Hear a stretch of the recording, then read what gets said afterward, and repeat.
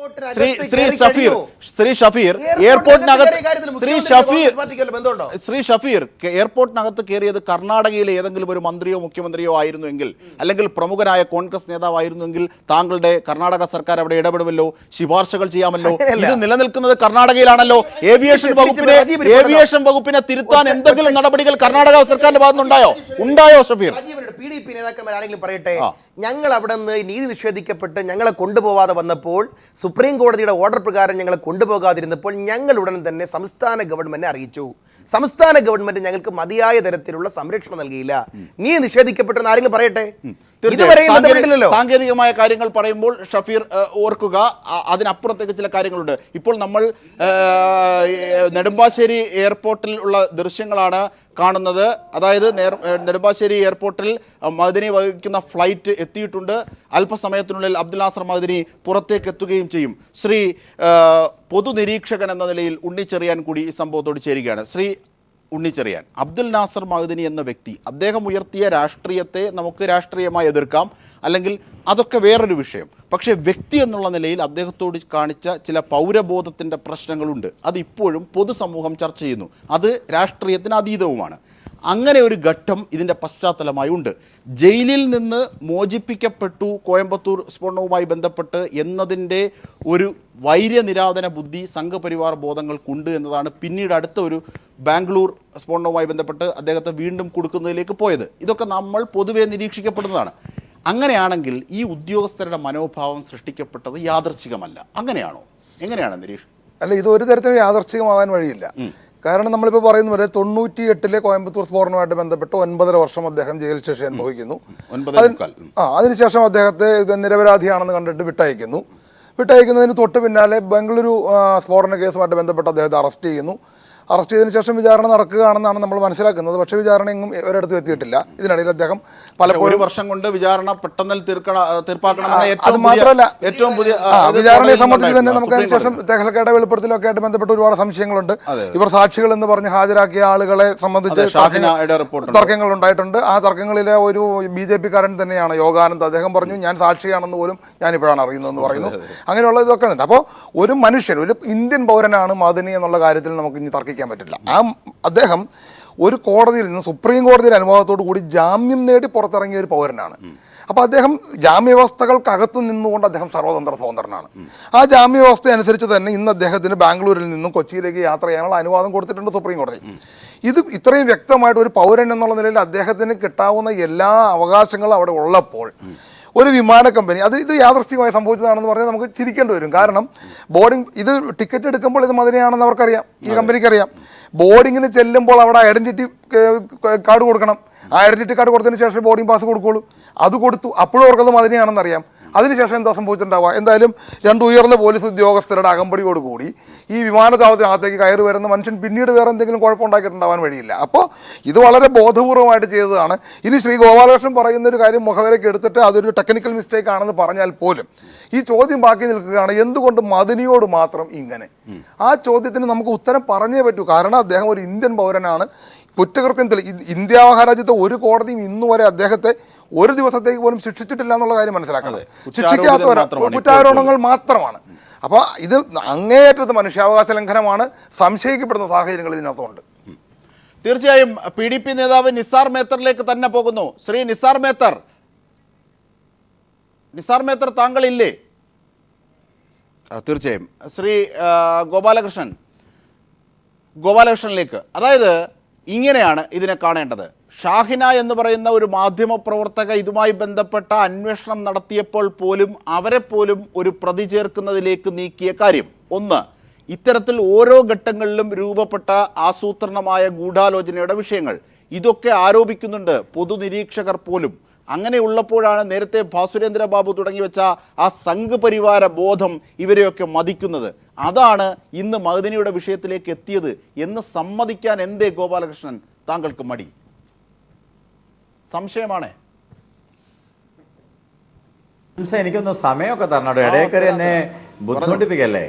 അജിംസനോട് ഞാൻ തുടക്കത്തിൽ തന്നെ പറഞ്ഞു, ബഹുമാന്യനായ മുഖ്യമന്ത്രി നായനാരാണ് അദ്ദേഹത്തെ അറസ്റ്റ് ചെയ്തത്, അദ്ദേഹത്തെ തമിഴ്നാട് ജയിലിലേക്ക് വിട്ടത്. തിരിച്ചതിന് ശേഷം അന്യ സംസ്ഥാനത്ത് നിന്ന് എത്തുന്ന ചില സാങ്കേതികമായ കാര്യങ്ങളുണ്ട്. നിയമപരിജ്ഞാനമുള്ള ആൾ എന്ന നിലയിൽ താങ്കൾ അത് തെറ്റിദ്ധരിപ്പിക്കരുത്.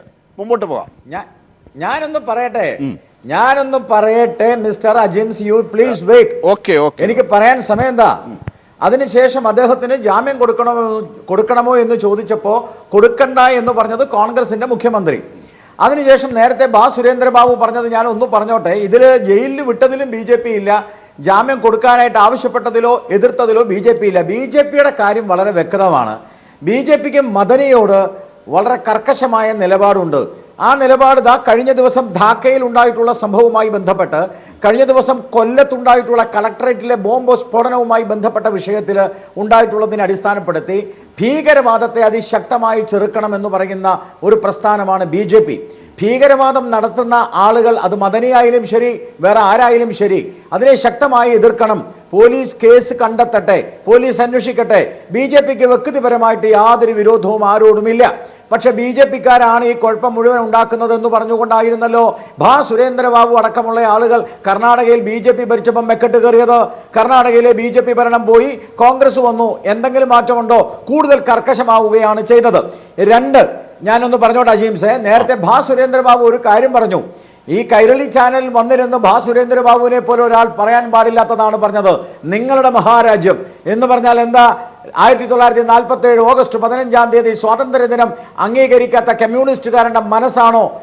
സുരേന്ദ്രബാബുവിന്റെ മറവിയില്ലാത്തൊരു സംഘപരിവാരനുകാരന്റെ ചോദ്യമാണ്, മറക്കാൻ കഴിയാത്ത ഒരു സംഘപരിവാരകാരന്റെ ചോദ്യം. ആ ഉത്തരമുണ്ടെങ്കിൽ അദ്ദേഹം പറയട്ടെ. നിങ്ങളുടെ മഹാരാജ്യം എന്നാണ് അദ്ദേഹം പറഞ്ഞത്. അതെന്തായാലും ശരിയായില്ല. മൂന്നാമത്തെ കാര്യം, നമ്മൾ മദനിയെക്കുറിച്ച് പറയുന്നു, മഹാത്മാവ് എന്ന് പറയുന്നു, അദ്ദേഹം നൊമ്പരപ്പെടുന്നു.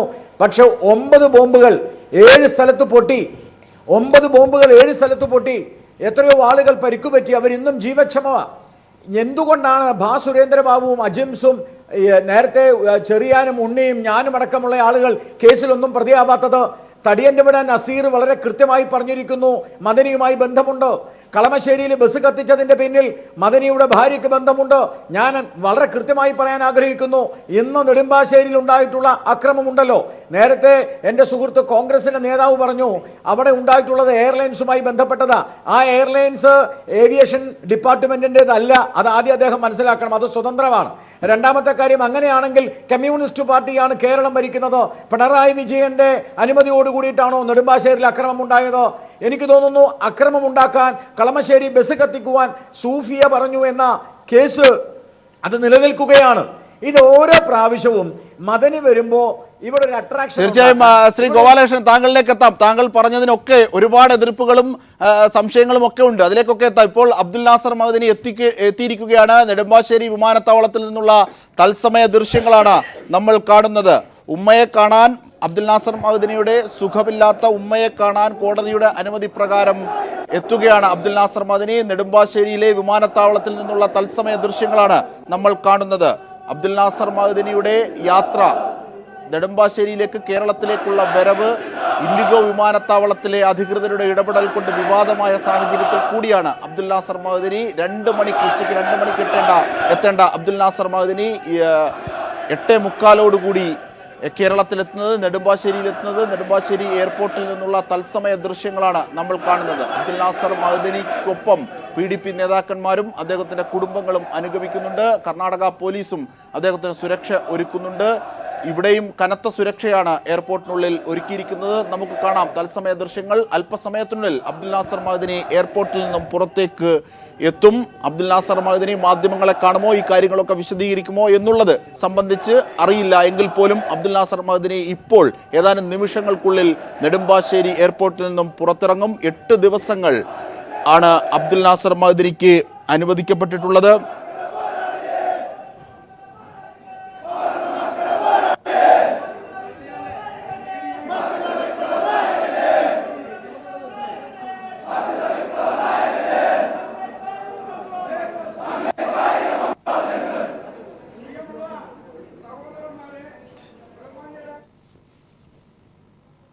തീർച്ചയായും മുദ്രാവാക്യങ്ങൾ വിളിച്ച് PDP പ്രവർത്തകർ മദനിയെ വരവേൽക്കുകയാണ്.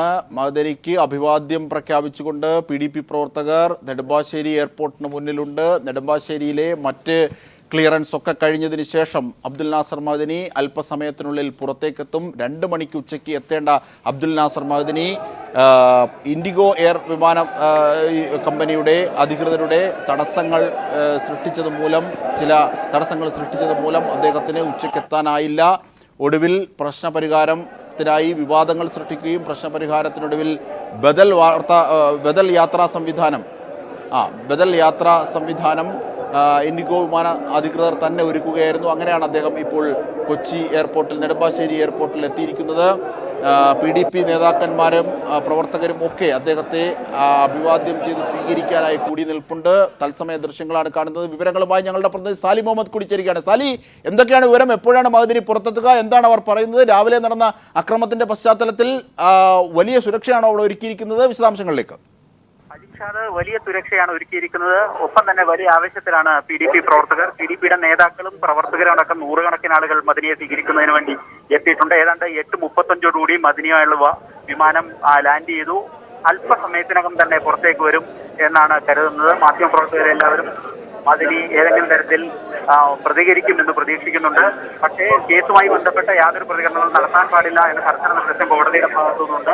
വലിയ സുരക്ഷയാണ് ഒരുക്കിയിരിക്കുന്നത്. കേരള പോലീസ് വിമാനത്താവളത്തിന്റെ സുരക്ഷാ വിഭാഗം നോക്കുന്ന CSF ഒക്കെ വിമാനത്താവളത്തിനകത്ത് വലിയ സുരക്ഷ ഒരുക്കിയിട്ടുണ്ട്. ഒപ്പം കർണാടകത്തിൽ നിന്നുള്ള ഒരു സംഘം പോലീസ് ഉദ്യോഗസ്ഥർ തന്നെ ഇവിടെയുണ്ട്. അവരായിരിക്കും ഇനിയുള്ള ദിവസങ്ങളിൽ മഅ്ദനിക്കൊപ്പം അൻവാർശേരിയിലേക്ക് ഇപ്പോൾ പോവുക. അവർ മഅ്ദനി തിരികെ ബംഗളൂരുവിൽ എത്തുന്നത് വരെയുള്ള സുരക്ഷയ്ക്കായി ഒരു സംഘം പോലീസാണ് കർണാടക പോലീസിന്റെ ഭാഗമായി കേരളത്തിൽ എത്തിയിരിക്കുന്നു. അവർ നെടുമ്പാശ്ശേരി വിമാനത്താവളത്തിൽ ഇപ്പോൾ ഉണ്ട്. മഅ്ദനി അല്പസമയത്തിനകം തന്നെ പുറത്തേക്ക് വരും. നമുക്കറിയാം, രാവിലെ മുതൽ നിലനിന്ന വലിയ അനിശ്ചിതത്വത്തിനും വലിയ സംഘർഷത്തിനുമൊക്കെ ഇപ്പോൾ അറുതിയായിരിക്കുന്നു. വലിയ അനിശ്ചിതത്വമാണ് ഇപ്പോൾ അവസാനിച്ചിരിക്കുന്നത്. മഅ്ദനിയുടെ വരവ് സംബന്ധിച്ച് രാവിലെ മുതൽ നിലനിന്നിരുന്ന അനിശ്ചിതത്വത്തിന് വിരാമമായിരിക്കുന്നു.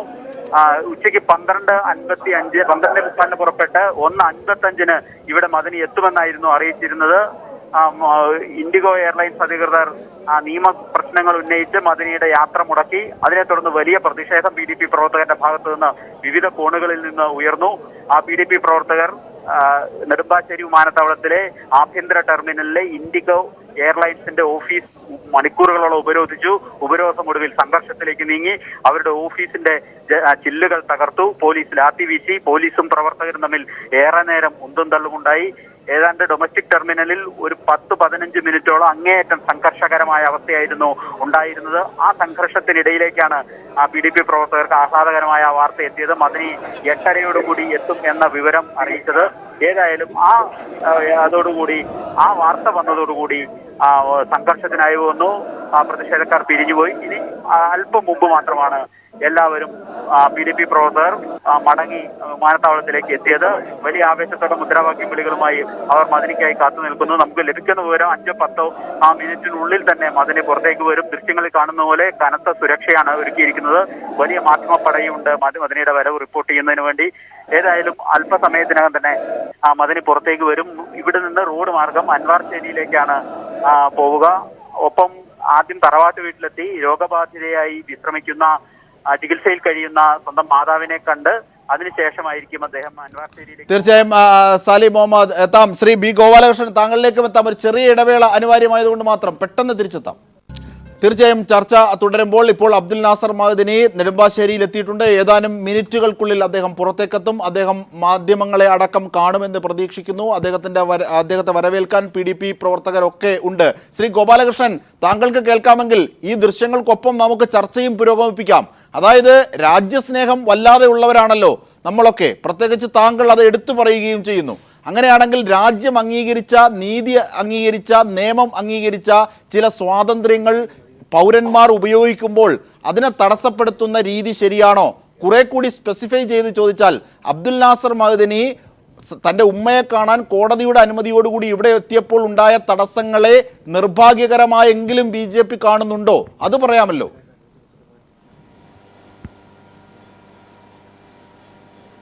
അല്ല, ഞാൻ നേരത്തെ പറഞ്ഞല്ലോ, അതൊരു ടെക്നിക്കൽ എറർ ആയിരിക്കാം. ആ ടെക്നിക്കൽ എറർ സ്വാഭാവികമായിട്ടും ടെക്നിക്കൽ എറർ എന്ന് പറയുന്നത് ഉദ്യോഗസ്ഥന്മാരുടെ ഭാഗത്തു നിന്ന് ഉണ്ടാവുന്നതാണ്. അങ്ങനെ ടെക്നിക്കൽ എറർ ഉണ്ടായിട്ടുണ്ടെങ്കിൽ അത് നിർഭാഗ്യകരമാണ്. അത് അത്ര വലിയ കാര്യമൊന്നുമല്ല. ടെക്നിക്കൽ എറർ ഇതിനു മുമ്പും ഉണ്ടായിട്ടുണ്ട്, പ്രധാനമന്ത്രി പോകുന്ന സമയത്ത് ഉണ്ടായിട്ടുണ്ട്, വാഹന വ്യൂഹം തെറ്റിപ്പോയിട്ടുണ്ട്.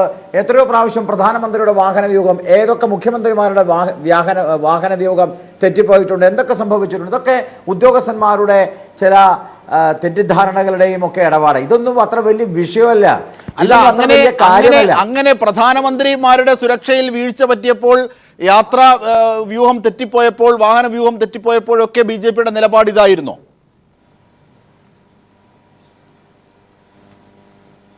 അല്ല, സ്വാഭാവികമായി ഉദ്യോഗസ്ഥന്മാർക്ക് വീഴ്ച വന്നിട്ടുണ്ടെങ്കിൽ ആ ഉദ്യോഗസ്ഥന്മാർക്കെതിരെ നടപടിയെടുക്കാനുള്ള വകുപ്പുണ്ട്. എൻ്റെ അജിംസ ഇവിടെ നിങ്ങൾ പറയുന്നത് എന്താ?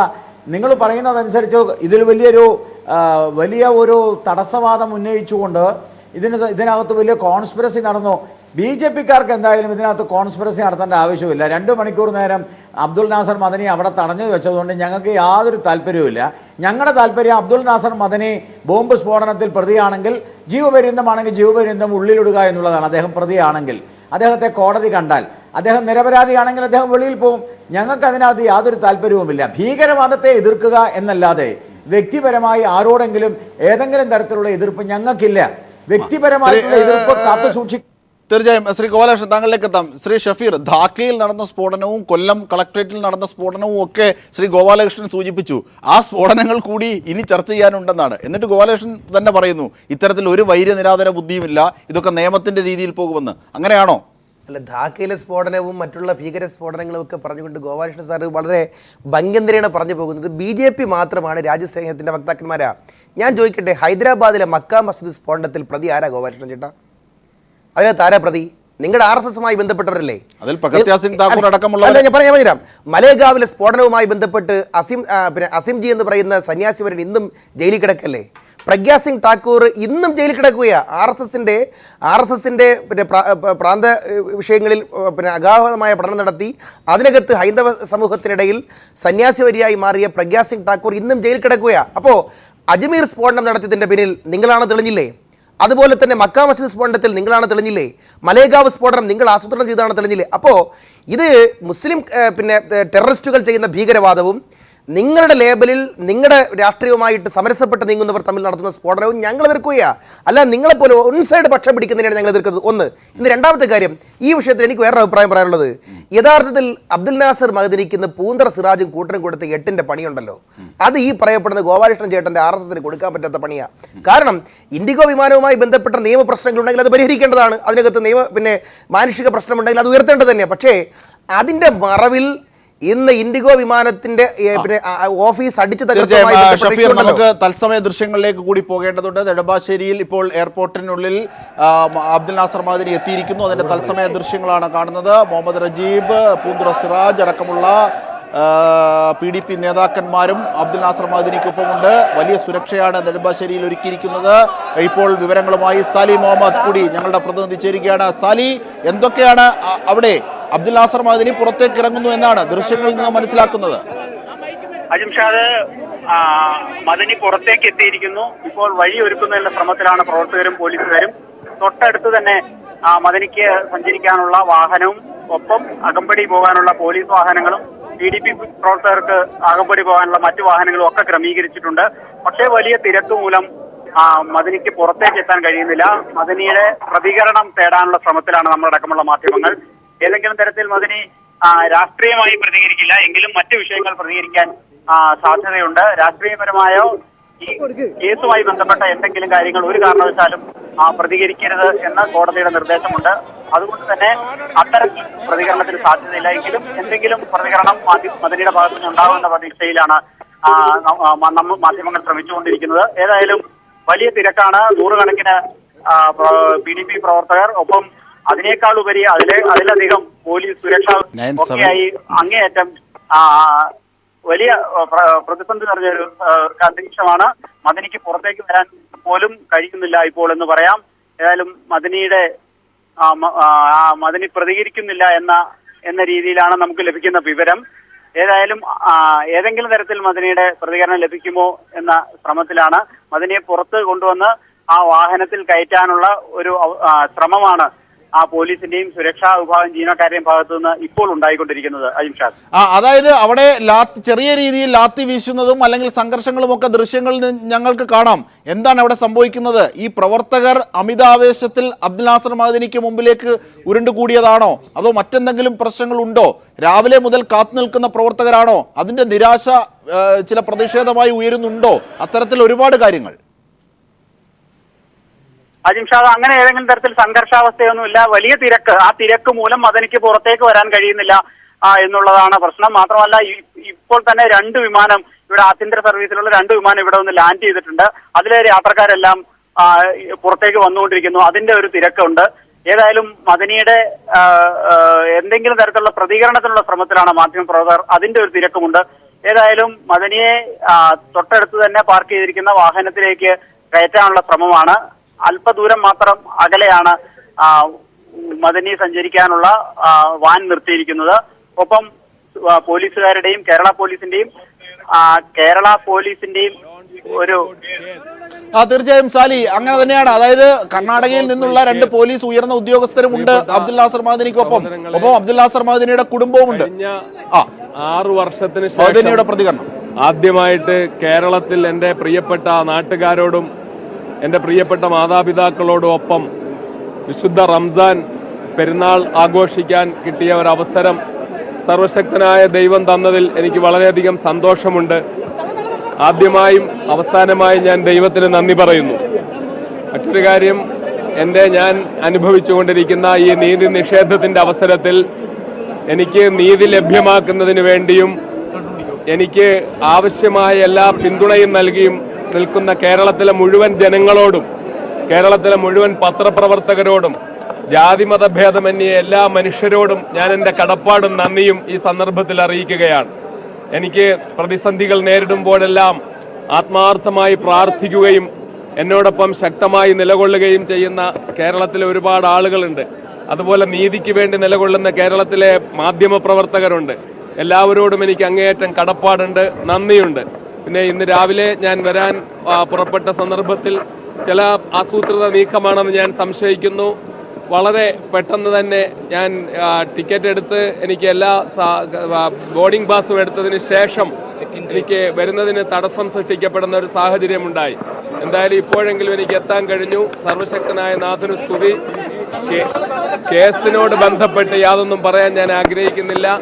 എനിക്ക് ഈ ഒരു അവസരം കിട്ടുന്നതിന് വേണ്ടി കാര്യമായിട്ടുള്ള എല്ലാ പിന്തുണയും നൽകിയ ജനങ്ങളോടും, പ്രത്യേകിച്ച് സുപ്രീം കോടതിയിൽ എൻ്റെ കേസ് വളരെ ശ്രദ്ധാപൂർവം നടത്തിയ അഡ്വക്കേറ്റ് പ്രശാന്ത് ഭൂഷൺ, അതുപോലെ തന്നെ യാതൊരു പ്രതിഫലവും പറ്റാതെ എൻ്റെ കേസിന് വേണ്ടി ആദ്യന്തം ഹാജരായിക്കൊണ്ടിരിക്കുന്ന അഡ്വക്കേറ്റ് ഹാരിസ് ബീരാൻ, അതുപോലെ ബാംഗ്ലൂരിൽ നിന്ന് പോയി എനിക്ക് വേണ്ടി കേസിന് വേണ്ടി വളരെ ആത്മാർത്ഥമായി പരിശ്രമിക്കുന്ന അഡ്വക്കേറ്റ് ഉസ്മാൻ തുടങ്ങിയ എല്ലാവരോടും, എൻ്റെ കേസ് നടത്തുന്ന മറ്റ് അഡ്വക്കേറ്റ് ടോമി സെബാസ്റ്റ്യൻ ഉൾപ്പെടെ മറ്റെല്ലാ അഡ്വക്കേറ്റുമാരോടും ഞാൻ ആത്മാർത്ഥമായ നന്ദി രേഖപ്പെടുത്തുന്നു. എൻ്റെ പ്രിയപ്പെട്ട മുഴുവൻ കേരളീയ സമൂഹത്തിലെ സഹോദരങ്ങളോട് നന്ദി രേഖപ്പെടുത്തുന്നു. എല്ലാവർക്കും അഭിവാദ്യങ്ങൾ. തീർച്ചയായും അബ്ദുൽ നാസർ മഅ്ദനി നെടുമ്പാശ്ശേരിയിലെത്തി കേരളത്തിലെ ജനങ്ങളോടും മാധ്യമപ്രവർത്തകരോടും പിന്തുണയ്ക്ക് നന്ദി അറിയിച്ചു. നീതി നിഷേധത്തിൻ്റെ കാലത്ത് പോലും തന്നെ പിന്തുണയ്ക്കുകയും തനിക്ക് അർഹമായ പ്രാധാന്യം നൽകുകയും ചെയ്ത എല്ലാ കേരളീയരോടും അദ്ദേഹം നന്ദി പറഞ്ഞു. ഒപ്പം ഇന്ന് ഇൻഡിഗോ വിമാന അധികൃതരിൽ നിന്നും ഉണ്ടായ പ്രവൃത്തിയെ സംബന്ധിച്ച് ആസൂത്രിതമായ നീക്കമാണ്, അത് യാദർശികമാണെന്ന് കരുതുന്നില്ല എന്ന ധ്വനിയും അദ്ദേഹം മുമ്പോട്ട് വെച്ചു. അബ്ദുൽ നാസർ മഅ്ദനി നെടുമ്പാശ്ശേരിയിലെത്തിയിരിക്കുന്നു, കേരളത്തിലെത്തിയിരിക്കുന്നു. സുഖമില്ലാത്ത അദ്ദേഹത്തിൻ്റെ ഉമ്മയ്ക്കൊപ്പം കഴിയാനായി കോടതിയുടെ അനുമതിയോടുകൂടിയാണ് ജാമ്യത്തിലുള്ള മഅ്ദനി പ്രത്യേക ഇളവ് വാങ്ങി കേരളത്തിലേക്ക് എത്തിയത്. തീർച്ചയായും ന്യൂസ് ആൻഡ് വ്യൂസ് ചർച്ച അവസാനിപ്പിക്കുന്ന ഘട്ടത്തിൽ ശ്രീ ഉണ്ണിച്ചെറിയാൻ, അതായത് ഇങ്ങനെ ശക്തമായി നിരീക്ഷിക്കേണ്ട ഒരു സാഹചര്യം ഇപ്പോൾ സംജാതമായിരിക്കുന്നു. അതായത് അദ്ദേഹവും അദ്ദേഹത്തിൻ്റെ രാഷ്ട്രീയ നേരത്തെ ഷഫീർ പറഞ്ഞത് ശരിയാണ്. കേരളത്തിൻ്റെ പൊതുവികാരം മഅ്ദനിക്കൊപ്പം നിൽക്കുന്നത് അദ്ദേഹം PDP-കാരനായതുകൊണ്ടോ PDP എന്ന പാർട്ടിയുടെ നേതാവായതുകൊണ്ടോ അല്ല. PDP എന്ന പാർട്ടിക്കും അദ്ദേഹത്തിൻ്റെ കാര്യത്തിൽ ഒരു റോളും ചെയ്യാനില്ല. അതിനൊക്കെ അതീതമായി നിൽക്കുകയാണ് മഅ്ദനി എന്ന വ്യക്തി അല്ലെങ്കിൽ ആ വ്യക്തിത്വം. അങ്ങനെയാണെങ്കിൽ PDP കാണിച്ച അവിവേകത്തെ കൂടി ഈ ഘട്ടത്തിൽ പരിശോധിക്കപ്പെടേണ്ടേ? ഒപ്പം നീതി നിഷേധത്തിൻ്റെ കാലത്ത് ഒരു പൗരനോട് ചെയ്യുന്നതിൻ്റെ സാമൂഹിക പ്രത്യാഘാതങ്ങൾ എത്ര കണ്ട് ഗുരുതരമാണ്? നിയമനിഷേധത്തിൻ്റെ അല്ലെങ്കിൽ സാമൂഹ്യ നീതി നിഷേധിക്കുന്നതിൻ്റെ അല്ലെങ്കിൽ മനുഷ്യാവകാശങ്ങൾ ലംഘിക്കുന്നതിൻ്റെ പ്രത്യാഘാതങ്ങൾ നമ്മുടേതുപോലത്തെ ഒരു സമൂഹത്തിൽ വളരെ വലുതായിരിക്കും എന്നുള്ള കാര്യത്തിൽ ഒരു സംശയമില്ല. നാട്ടിൽ നിലനിൽക്കുന്ന നിയമവാഴ്ചയെ ബഹുമാനിക്കുന്ന അതിൽ പ്രതീക്ഷയർപ്പിച്ച് കഴിയുന്ന ആളുകളുടെ മുമ്പിലേക്ക് നിയമത്തിൻ്റെ നടത്തിപ്പിൽ ഒരു സംശയമുണ്ട് എന്ന് വന്നാൽ അത് വലിയ പ്രശ്നങ്ങൾ ഉണ്ടാക്കും എന്നുള്ള കാര്യത്തിൽ യാതൊരു സംശയമില്ല. ഇവിടെ മദനിയുടെ കാര്യത്തിൽ തുടർച്ചയായിട്ട് സംഭവിക്കുകയാണ്. ഞാനിപ്പോൾ ശ്രീ ഗോപാലകൃഷ്ണൻ പറഞ്ഞു വരുന്നില്ല മദനി നിരപരാധിയാണെന്നോ അല്ലെങ്കിൽ മദനിനെ ഇറക്കി വിടണമെന്നൊന്നുമല്ല ഞാൻ പറഞ്ഞേ. അദ്ദേഹം തെറ്റ് ചെയ്തിട്ടുണ്ടെങ്കിൽ അദ്ദേഹത്തെ വിചാരണ ചെയ്യണം, ശിക്ഷിക്കണം. പക്ഷേ ഒരു വ്യക്തിയോട് കഴിഞ്ഞ 20 വർഷങ്ങളായി തുടർച്ചയായി നമ്മുടെ നിയമ സംവിധാനങ്ങൾ ചെയ്തു വരുന്ന ഈ അനീതി ആളുകളുടെ ഇടയിൽ സംശയങ്ങൾ ഉണ്ടാക്കും. ആ സംശയങ്ങൾ ഒരു ജനാധിപത്യ സമൂഹത്തിൽ നല്ലതല്ല എന്നുള്ളതാണ്. തീർച്ചയായും നമുക്ക് അവിടുത്തെ ദൃശ്യങ്ങൾക്കൊപ്പം വിവരങ്ങളിലേക്ക് കൂടി പോകേണ്ടതുണ്ട്. ഈ ഘട്ടത്തിൽ ശ്രീ ഉണ്ണിച്ചെറിയാൻ, ഇപ്പോൾ ഞങ്ങളുടെ പ്രതിനിധി സാലി മുഹമ്മദ് കൂടി ചേരുകയാണ്. സാലി, അബ്ദുൽ നാസർ മദനി കേരള സമൂഹത്തിന് നന്ദി പറഞ്ഞു, മാധ്യമപ്രവർത്തകർക്ക് നന്ദി പറഞ്ഞു. ഒപ്പം ഇന്ന് അദ്ദേഹത്തോട് സംഭവിച്ച ചില അനിഷ്ട സംഭവങ്ങൾ ബോധപൂർവമാണ് എന്ന് കരുതുകയും ചെയ്യുന്നു. അതിനുള്ള പ്രതിഷേധവും അദ്ദേഹം അറിയിച്ചു. എന്തൊക്കെയാണ് വിവരങ്ങൾ? ഏതാനും വാചകങ്ങളിൽ മദനിയുടെ പ്രതികരണത്തിൽ എല്ലാം ഉണ്ടായിരുന്നു. അദ്ദേഹം പറഞ്ഞത് ഇന്ന് തനിക്കുണ്ടായ ദുരനുഭവം അത് യാദൃശികമാണെന്ന് താൻ കരുതുന്നില്ല. കൂടുതൽ അദ്ദേഹം പറഞ്ഞില്ല. മാത്രമല്ല കേസുമായി ബന്ധപ്പെട്ട എന്നോടൊന്നും ചോദിക്കരുത്, ഞാനൊന്നും പറയില്ല എന്ന് അദ്ദേഹം വ്യക്തമാക്കുകയും ചെയ്തു. അതിനൊപ്പം തന്നെ തന്റെ ഈ ഏതായാലും കുറച്ച് ദിവസത്തെ ഈ ജാമ്യ വ്യവസ്ഥയിലെ ഇളവ് വഴി കേരളത്തിലെത്താൻ കഴിഞ്ഞത് അതിനുവേണ്ടി പ്രവർത്തിച്ച അഭിഭാഷകർ, കേരളത്തിലെ പൊതുസമൂഹം, മാധ്യമ പ്രവർത്തകർ, രാഷ്ട്രീയ നേതാക്കൾ, അങ്ങനെ എല്ലാവർക്കും അദ്ദേഹം ചുരുങ്ങിയ വാക്കുകളിൽ നന്ദി പറഞ്ഞു.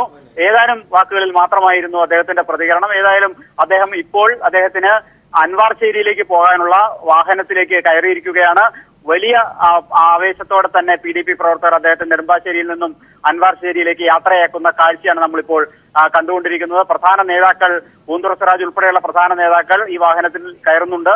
അവരും ഈ വാഹനത്തിൽ അദ്ദേഹത്തോടൊപ്പം ഉണ്ടാവും. ഒപ്പം നിരവധി PDP പ്രവർത്തകർ മറ്റു വാഹനങ്ങളിലായി അൻവാർശേരിയിലേക്ക് മദനിയെ അനുഗമിക്കുമെന്നും അറിയിച്ചിട്ടുണ്ട്.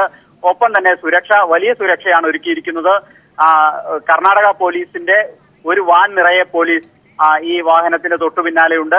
ഒപ്പം തന്നെ കേരള പോലീസിൽ നിന്ന് നിരവധി പോലീസ് ഉദ്യോഗസ്ഥർ മദനിക്ക് അൻവാർശേരി വരെ, റോഡ് മാർഗം സഞ്ചരിക്കുന്ന മദനിക്ക് അൻവാർശേരി വരെ അകമ്പടി ഉണ്ടാവും. അവിടെയും പോലീസ് പ്രത്യേക സുരക്ഷ ഒരുക്കിയിട്ടുണ്ട്. കനത്ത സുരക്ഷ വേണം എന്ന നിർദ്ദേശം ഈ കേസ് വിചാരണ നടത്തുന്ന ബംഗളൂരുവിലെ NIA കോടതിയുടെ ഭാഗത്തുനിന്നുണ്ടായിരുന്നു.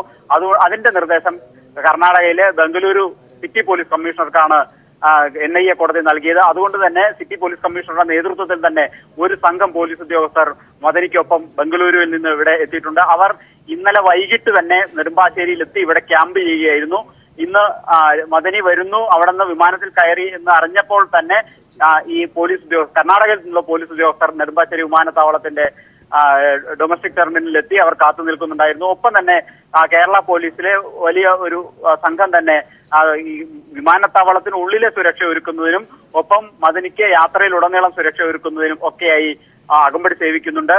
ഒപ്പം മദനിയുടെ ബന്ധുക്കൾ, PDP പ്രവർത്തകർ ഒക്കെയും ഈ സംഘത്തിലുണ്ട്. ഇപ്പോൾ മദനി വാഹനത്തിനുള്ളിലാണ്. വാഹനത്തിനുള്ളിലേക്ക് പ്രവേശിച്ച് അദ്ദേഹം പ്രവർത്തകരെ അഭിവാദ്യം ചെയ്തതിനു ശേഷമാണ് വാഹനത്തിനുള്ളിൽ തന്റെ ഇരിപ്പിടത്തിൽ കയറിയിരുന്നത്. പ്രവർത്തകർ അദ്ദേഹത്തിന് പ്രത്യഭിവാദ്യം നൽകി. ഏതായാലും വാഹനം അല്പസമയത്തിനകം തന്നെ പുറപ്പെടും. 1 വർഷത്തിന് ശേഷമാണ് മദനി ഇപ്പോൾ കേരളത്തിലെത്തുന്നത്. കഴിഞ്ഞ വർഷം പിതാവിന്റെ അസുഖബാധയെ തുടർന്ന് സുപ്രീം കോടതിയുടെയും കർണാടക ഹൈക്കോടതിയുടെയും അനുമതിയോടുകൂടി അദ്ദേഹം ഏതാനും ദിവസങ്ങൾ കേരളത്തിലുണ്ടായിരുന്നു. അതിനുശേഷം ഇപ്പോൾ മാതാവിന് അർബുദ രോഗബാധയെ തുടർന്ന് ചികിത്സയിലാണ്. അവരുടെ ആരോഗ്യനില മോശമാണ് എന്ന് അടക്കമുള്ള രോഗവിവരങ്ങൾ ഉൾപ്പെടെ കോടതിയിൽ സമർപ്പിച്ചതിനെ തുടർന്നാണ് മദനിക്ക് കേവലം 8 ദിവസത്തെ ജാമ്യ വ്യവസ്ഥയിലെ ഇളവ് അനുവദിച്ചിരിക്കുന്നത്. അദ്ദേഹം ജാമ്യത്തിൽ ബംഗളൂരുവിന് പുറത്തു പോകരുതെന്ന നിബന്ധനയോടെയുള്ള ജാമ്യത്തിൽ സഹായ ആശുപത്രിയിൽ ചികിത്സയിലായിരുന്നു. അവിടെ നിന്നാണ് ഇന്ന് അദ്ദേഹം ബംഗളൂരു വിമാനത്താവളം വഴി നെടുമ്പാശ്ശേരി വിമാനത്താവളത്തിൽ കേരളത്തിലെത്തിയിരിക്കുന്നത്.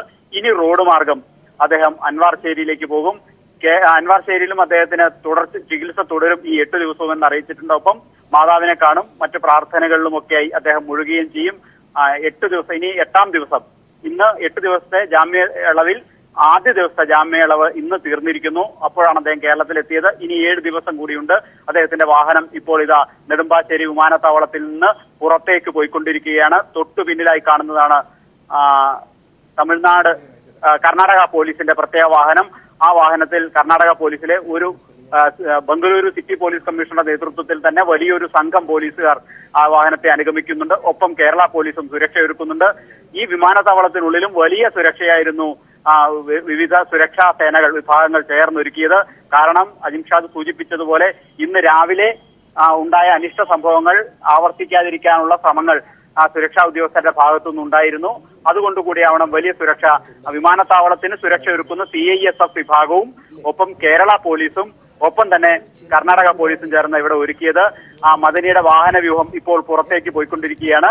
അതിന് തൊട്ട് പിന്നെ മദനിക്ക് തൊട്ട് വാഹനത്തിന് മുന്നിലായി സംസ്ഥാന പോലീസ് ഏർപ്പെടുത്തിയ ഒരു ആംബുലൻസ് ഉണ്ട്. അദ്ദേഹത്തിന് എന്തെങ്കിലും ആരോഗ്യ പ്രശ്നങ്ങൾ ഉണ്ടായാൽ അത് ചികിത്സ സൗകര്യം നൽകുന്നതിന് വേണ്ടിയുള്ള ഒരു ആംബുലൻസ് ആണ്. അതിന്റെ തൊട്ടു പിന്നാലെയാണ് മദനി സഞ്ചരിക്കുന്ന വാഹനം. അതിന്റെ തൊട്ടു പിന്നാലെ കർണാടക പോലീസിന്റെ പ്രത്യേക സംഘം സഞ്ചരിക്കുന്ന വാഹനവും അതിന്റെ പിന്നിലായി.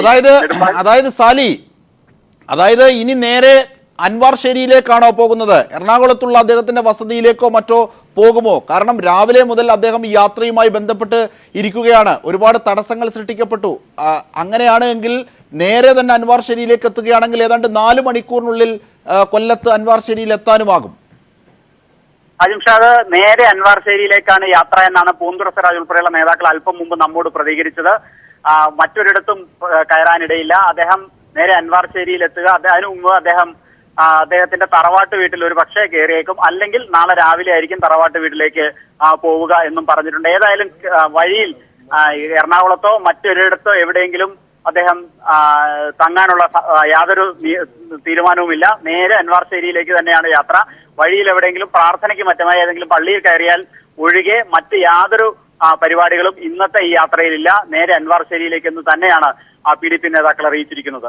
തീർച്ചയായും സാലെ മുഹമ്മദ്, ആ വിവരങ്ങളും തുടർന്നുള്ള വിവരങ്ങളിലേക്കും ഒക്കെ എത്താം. ശ്രീ ഉണ്ണിച്ചെറിയാൻ, അതായത് ഒരു 8 ദിവസത്തെ വലിയ കാലാവധി, ഒരുപക്ഷെ നമ്മളെപ്പോലെ അല്ലെങ്കിൽ സ്വതന്ത്രരായിരിക്കുന്ന വ്യക്തിയെ പോലെയല്ല, ഇത്രയും വർഷങ്ങളോളം നിന്ന ഒരാൾ 8 ദിവസത്തെ ഒരു ചെറിയ ഇളവിലേക്ക് എത്തുമ്പോൾ അദ്ദേഹത്തിൻ്റെ ഒരു ദിവസം റദ്ദാക്കാൻ ഉദ്യോഗസ്ഥർക്ക് കഴിഞ്ഞു എന്നത് വലിയ പൗരാവകാശ ലംഘനമല്ലേ? തീർച്ചയായിട്ടും ഇത് അങ്ങേയറ്റത്തെ പൗരാവകാശ ലംഘനമാണ്. കാരണം അദ്ദേഹത്തിന് ജാമ്യം ലഭിച്ചത് തന്നെ എത്ര വർഷത്തെ നിയമ പോരാട്ടങ്ങൾക്ക് ശേഷമാണ് സുപ്രീം കോടതിയിൽ നിന്ന് ജാമ്യം ലഭിച്ചതെന്ന് നമുക്കറിയാം. അതിനുശേഷം അദ്ദേഹം വീണ്ടും ഇപ്പോൾ ഈ പറഞ്ഞ പെരുന്നാൾ പ്രമാണിച്ച് അമ്മയെ കാണാൻ പോകണമെന്നുള്ള അപേക്ഷ കൊടുത്തിട്ടും അത് സുപ്രീം കോടതിയിൽ നിന്നും വിചാരണ കോടതിയുടെ നിർദ്ദേശപ്രകാരം പോകാൻ അദ്ദേഹം ഒരുപാട് നിയമ പോരാട്ടങ്ങൾ നടത്തി വാങ്ങിച്ച അനുമതിയാണ്. അപ്പോൾ സ്വാഭാവികമായിട്ട് ആ 8 ദിവസങ്ങൾക്ക് വലിയ മൂല്യമുണ്ട് എന്നുള്ളതാണ്. ആ 8 ദിവസത്തിൽ ഒരു ദിവസമാണ് നഷ്ടപ്പെട്ടു പോയത്.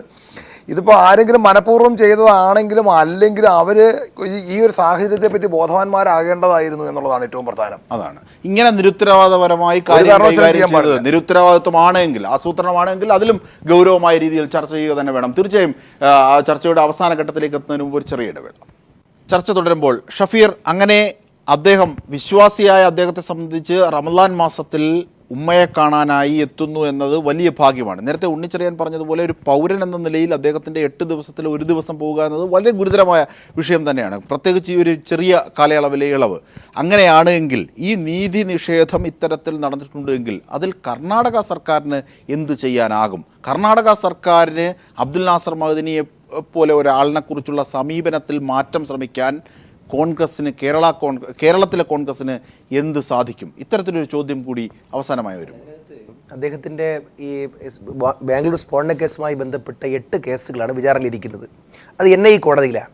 അപ്പോൾ ഇപ്പോൾ ലാസ്റ്റ് വന്നിരിക്കുന്നത് അദ്ദേഹത്തിന് എല്ലാ ദിവസവും വിചാരണ കോടതിയിൽ പോവേണ്ടതില്ല, അദ്ദേഹവുമായി ബന്ധപ്പെട്ട പരാമർശങ്ങൾ വരുന്ന ദിവസങ്ങളിൽ മാത്രം വന്നാമെന്ന് സുപ്രീം കോടതി പറഞ്ഞിട്ടുണ്ട്. എന്ന് പറഞ്ഞാൽ ഒരു വർഷത്തിനുള്ളിൽ കാര്യങ്ങൾ തീർക്കണമെന്ന്, ഒരു കൊല്ലത്തിനിടയിൽ തന്നെ വിചാരണകൾ അവസാനിപ്പിച്ച് അദ്ദേഹത്തിന് വിചാരണയുടെ നടപടികൾ പൂർത്തിയാക്കണമെന്നും പറഞ്ഞിട്ടുണ്ട്. അപ്പോൾ അദ്ദേഹത്തിന് നീതിയുടെ അടുത്തേക്ക് എത്താൻ കഴിഞ്ഞിട്ടുണ്ട്.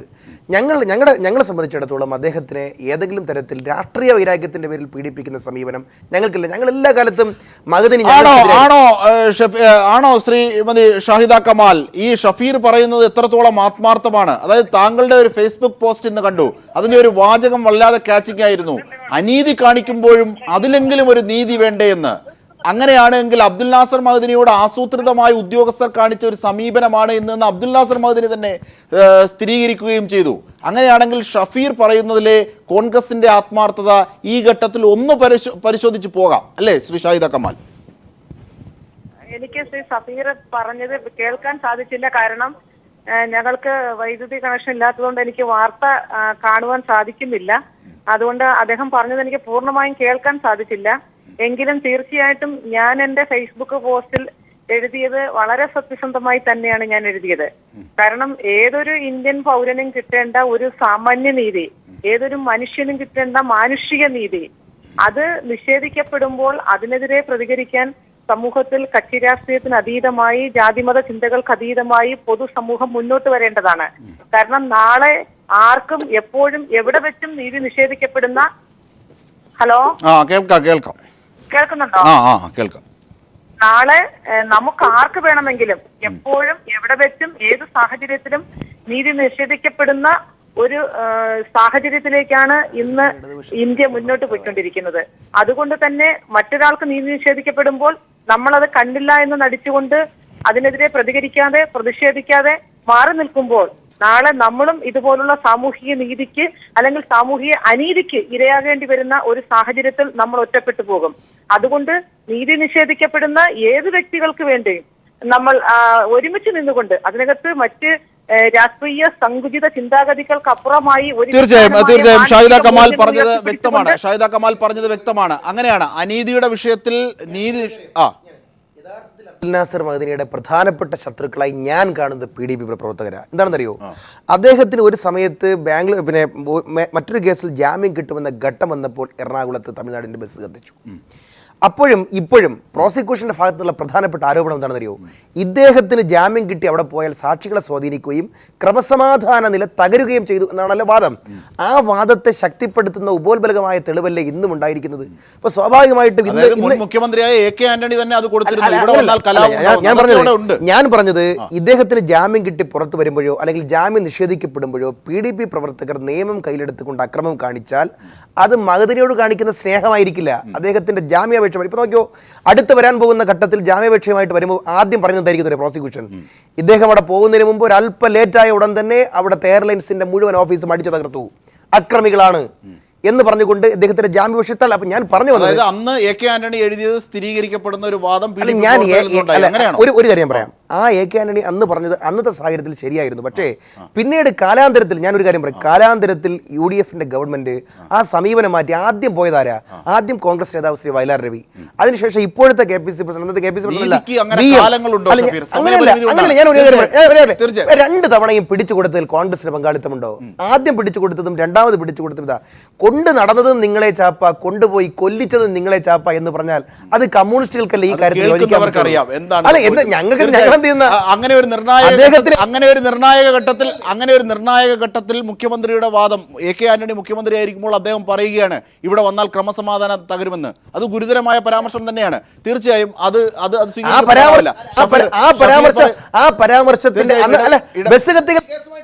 ഇടവേളയിലേക്ക് തീർച്ചയായും ചർച്ച തുടരുമ്പോൾ ശ്രീ ഉണ്ണിച്ചെറിയാൻ അവസാനമായി എത്തുമ്പോൾ, അതായത് അബ്ദുൽ നാസർ മഅ്ദനിയുടെ വിഷയം ചർച്ച ചെയ്യുന്ന ഘട്ടത്തിൽ ഉയർത്തേണ്ട ചില കാര്യങ്ങളുണ്ട്. അതായത് ഒരു പ്രത്യേക കോണിലേക്ക് മാത്രം അനീതിയുടെ ശബ്ദങ്ങൾ ഉരുണ്ടുകൂടുന്നു. നമുക്കറിയാം, അതായത് അബ്ദുൽ നാസർ മഅ്ദനി നിരപരാധിയാണെന്ന് തെളിയിക്കപ്പെട്ട് ഇവിടെ എത്തിയതിന് ശേഷം അബ്ദുൽ നാസർ മഅ്ദനിക്ക് വേണ്ടി കവിത വരെ എഴുതിയ ആൾക്കാരൊക്കെ ഉണ്ട്. പക്ഷേ അബ്ദുൽ നാസർ മഅ്ദനി ഒരു ഇടതുപക്ഷ അനുകൂലവുമായി ബന്ധപ്പെട്ട രാഷ്ട്രീയം പറഞ്ഞ ഘട്ടത്തിൽ മാത്രമാണ് അദ്ദേഹം ശത്രുവാകുന്നത്. അങ്ങനെ ഒരു പൊതുബോധം പിന്നീട് കൃത്യമായി സൃഷ്ടിക്കപ്പെടുകയായിരുന്നു. അതാണ് ഇപ്പോൾ ബാംഗ്ലൂർ സ്ഫോടനത്തിലേക്ക് പേരെ നയിച്ചതെന്ന നിരീക്ഷണങ്ങളുണ്ട്. അങ്ങനെയാണെങ്കിൽ ഇങ്ങനെ ഒരു കോണിലേക്ക് മാത്രം, ഏറ്റവും ഒടുവിലെ എയർപോർട്ടിലെ സംഭവം വരെ ഒരു കോണിലേക്ക് മാത്രം ശത്രുത കേന്ദ്രീകരിക്കുന്നു അല്ലെങ്കിൽ നിരീക്ഷണം കേന്ദ്രീകരിക്കുന്നു എന്നുണ്ടെങ്കിൽ അത് മുതലെടുക്കുന്ന ചില ശക്തികൾ കേരളത്തിൽ തന്നെ ഉണ്ടാകാം. അത് സാമൂഹികമായ പ്രത്യാഘാതങ്ങൾക്ക് വഴിവെക്കില്ലേ? അതുകൊണ്ട് നീതി സംരക്ഷിക്കേണ്ടത് നമ്മുടെ പൊതുബോധത്തിൻ്റെ വിഷയം കൂടിയല്ലേ? തീർച്ചയായിട്ടും ഇത് ഈ നീതി നടപ്പായാൽ പോരാ, നീതി നടപ്പായി എന്ന് ആളുകൾക്ക് തോന്നുകയും വേണമെന്നുള്ളതാണ് ഏറ്റവും പ്രധാനപ്പെട്ട കാര്യം. ഇപ്പം ഇവിടെ നീതി തന്നെ നടപ്പായില്ല എന്ന ആളുകൾക്ക് സംശയം ഉണ്ടാകുന്ന തരത്തിലാണ് കാര്യങ്ങൾ മുന്നോട്ട് പോകുന്നത്. ഈ പറഞ്ഞതുപോലെ ഒരു കോണിലേക്ക് മാത്രം ചില കാര്യങ്ങൾ മറിയുന്നു, ചില ആളുകളെ ലക്ഷ്യം വെച്ചുള്ള നീക്കങ്ങൾ സർക്കാരിൻ്റെ ഭാഗത്തുനിന്നുണ്ടാകുന്നു, മറ്റ് സംഘടനകളുടെ ഭാഗത്തുനിന്നുണ്ടാകുന്നു എന്നുള്ളതൊക്കെ കഴിഞ്ഞൊരു 2 വർഷത്തോളമായി ഇന്ത്യയിലെ പല സ്ഥലങ്ങളിലും പല അസ്വസ്ഥത ഉണ്ടാക്കുന്ന കാര്യങ്ങൾ നമ്മൾ കണ്ടതാണ്. അതിനൊക്കെ വളം വെച്ച് കൊടുക്കുന്നതാണ്. കാരണം നീതി നടപ്പാവുക ഇപ്പോൾ അത് മുതലെടുക്കുന്നത് തീർച്ചയായിട്ടും അതിനെ മുതലെടുക്കുന്നത് ഈ 2 വിഭാഗത്തിൽപ്പെട്ട ആളുകൾ ഇത് മുതലെടുക്കുമെന്നുള്ളതാണ്. കാരണം ശ്രീ മദനിക്ക് നീതി കിട്ടിയില്ല എന്ന് ആക്രോശിച്ചുകൊണ്ട് രംഗത്ത് വരുന്ന ആളുകൾ പോലും ഒരു കൂട്ടം ആളുകൾ അതിൻ്റെ പേരിലുണ്ടാക്കാവുന്ന ഒരു വിഭാഗീയതയായിരിക്കാം പ്ലാൻ ചെയ്യുന്നത്. തീർച്ചയായിട്ടും മറുവിഭാഗം അത് തന്നെ സംഭവിക്കും. ഇത് വീണ്ടും ഒരു ഏറ്റുമുട്ടലിലേക്കാണ് പോകുന്നത്. ഇവിടെ സർക്കാരിന് ചെയ്യാവുന്നത്, അല്ലെങ്കിൽ ഈ ജുഡീഷ്യർക്ക് ചെയ്യാവുന്നത് ഏറ്റവും പെട്ടെന്ന് നീതി ഇതാണ് ഇതിനകത്തെ അന്തിമ തീരുമാനം എന്നുള്ളൊരു വിലയിരുത്തലിലേക്ക് എത്താൻ കഴിഞ്ഞാൽ ഒന്നുകിൽ അതിന് ശിക്ഷിക്കപ്പെടട്ടെ, അല്ലെങ്കിൽ അതിന് സ്വതന്ത്രമായി പുറത്തു പോകട്ടെ. അതല്ലാതെ ഒരു മനുഷ്യജീവിയോട് എനിക്ക് തോന്നുന്നില്ല ഇങ്ങനെ ഇത്രത്തോളം ക്രൂരമായ പീഡനങ്ങൾ നമ്മുടെ ഈ സമീപകാലത്ത് ആരെങ്കിലും അനുഭവിച്ചിട്ടുള്ളതായിട്ട് തോന്നുന്നില്ല. ഒരിക്കൽ അത് നമുക്ക് സംശയം ഉണ്ടാകാനുള്ള കാരണം ഇത് ആദ്യത്തെ കേസാണെങ്കിൽ നമുക്ക് ഈ സംശയങ്ങളില്ല. പോട്ടെ, ഇത് കോയമ്പത്തൂർ സ്ഫോടന കേസുമായിട്ട് ബന്ധപ്പെട്ട് നമ്മളിത് തുടർച്ചയായിട്ട് അന്ന് തന്നെ കേരളത്തിൽ സമരങ്ങൾ ഉണ്ടായിരുന്നു. അതിനിടെ കാര്യം പറഞ്ഞ് 9.5 വർഷത്തിന് ശേഷം അദ്ദേഹത്തെ പുറത്തു വിടുന്നു. രണ്ടാമത് ഇത് സംഭവിക്കുമ്പോൾ സ്വാഭാവികമായിട്ട് സംശയങ്ങളുണ്ടാവാം. ആ സംശയങ്ങൾ ശരിയാണെന്നല്ല ഞാൻ പറയണേ, സംശയങ്ങൾ മാറ്റേണ്ടത് സർക്കാരിൻ്റെയും ജുഡീഷ്യറിയുടെ ഉത്തരവാദിത്തമാണ്. തീർച്ചയായും നീതി എന്നത് ഉണ്ടംപൊരിയായി കാണരുത്, മറിച്ച് നീതി എന്നത് പാലിക്കപ്പെടാനുള്ളതാണ്. ആ നീതി എന്നത് പാലിക്കപ്പെടേണ്ടത് പൊതുബോധത്തിൻ്റെ മുഴുവൻ ആവശ്യമാണ്. സമാധാനത്തിൻ്റെ മുഴുവൻ വക്താക്കളും അതറിഞ്ഞിരിക്കുകയും വേണം. ഭരണാധികാരികളും ഭരണകൂടവും ഒക്കെ അതറിയണം. തീർച്ചയായും ന്യൂസ് ആൻഡ് വ്യൂസ് ഇവിടെ സമാപിക്കുന്നു. ചർച്ചയിൽ പങ്കെടുത്തവർക്കൊക്കെ നന്ദി.